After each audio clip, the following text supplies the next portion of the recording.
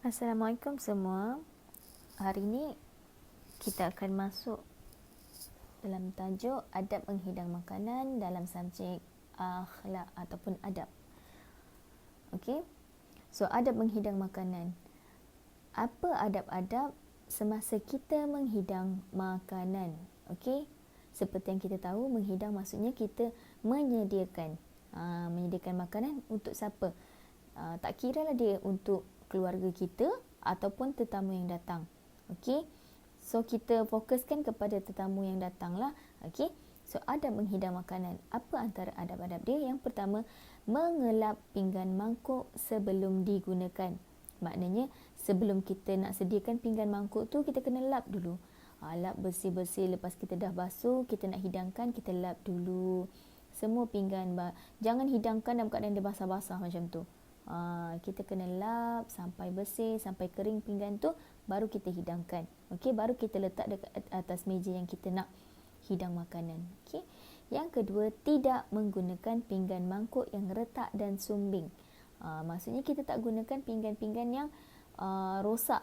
Biasa kan ada kan pinggan kalau dia terkena pada simen ke, ataupun kita terpukul pinggan tu, dia lebih kepada pinggan kaca lah. Kalau kita terhentak kuat ke pinggan tu, dia akan ada retak dekat tepi dia sikit. Okey. So kita tak boleh hidangkan pinggan mangkuk ke cawan ke yang retak macam tu. Walaupun dia sedikit, walaupun dia kecil je retaknya, tetap tak boleh. Kalau untuk kita sendiri, kita bolehlah berhati-hati. Tapi kalau untuk tetamu yang datang, mungkin dia tak perasan kan. So dia boleh menyebabkan luka, boleh menyebabkan kecederaan. Okay, so kita tak boleh menghidangkan atau menggunakan pinggan mangkuk yang retak dan sumbing. Sumbing tu maksud dia retak macam tu jugalah. Dia tak sempurna keadaan dia. Okay. Yang ketiga, menggunakan pinggan mangkuk yang bersih.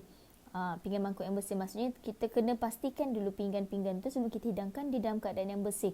Tak ada kotoran-kotoran, sisa-sisa makanan yang kita dah gunakan pinggan tu sebelum ni, ada sisa makanan, tak ada. Okey.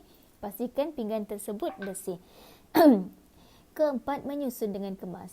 Kita letakkan atas meja tu dalam keadaan yang tersusun rapi, sudu dekat mana, pinggan dekat mana, cawan dekat mana. Okey? Tak boleh letak macam tu je. Janji letak atas meja biar je bersih-bersih, tak boleh. Kena susun dengan kemas. Okey. Seterusnya, menyediakan peralatan yang cukup. Peralatan yang cukup, peralatan apa? Sudu, garpu,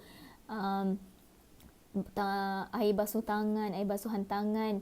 Kalau biasa kan orang kan kalau tamu datang, dia letak dalam bekas untuk basuh tangan tu kan. Air basuhan tangan, lepas tu apa lagi? Tuala tangan. Lepas dah basuh, kita letaklah tuala tangan ke atau tisu ke kan. Okay, letak tuala tangan kat mana? Letaklah dekat atas meja ke.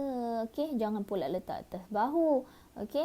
Lepas tu, perlu ke nak sediakan kuali? Itu kan peralatan juga. Itu peralatan untuk masak, bukan untuk makan. Jadi kuali tak perlu dihidangkan. Sediakan peralatan yang kita guna untuk makan. Peralatan yang cukup maksudnya peralatan yang kita nak guna semasa makan nanti.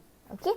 Pinggan, sudu, mangkuk, tisu, basuhan tangan. Yang kita guna untuk makan, bukan nak guna untuk masak. Okey? Seterusnya, cara mengelakkan makanan tercemar. Mengelakkan maksudnya kita nak hindarkan daripada makanan yang kita sediakan tu tercemar. Macam mana nak elakkan? Pastikan dapur kita bersih.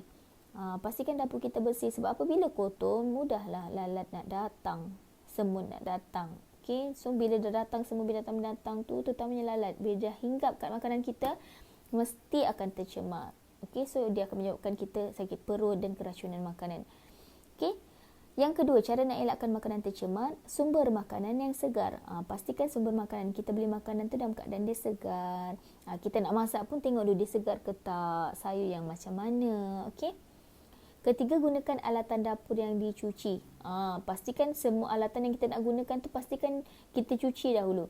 Okey, kita dah goreng ikan guna sudip tu, kita kena basuh dulu sudip tu. Tak boleh goreng ikan tu lepas kita terus simpan. Tak boleh, kita kena cuci dahulu. Seterusnya, tangan selalu dicuci. Tangan kita mesti kena selalu cuci. Sebab apa? Bila tangan kita bersih, kita boleh makan makanan yang masuk dalam mulut pun insya-Allah akan bersih. Okey. So tak adalah makanan yang kita nak hidangkan tu tercemar dan makanan yang kita nak makan tu tercemar.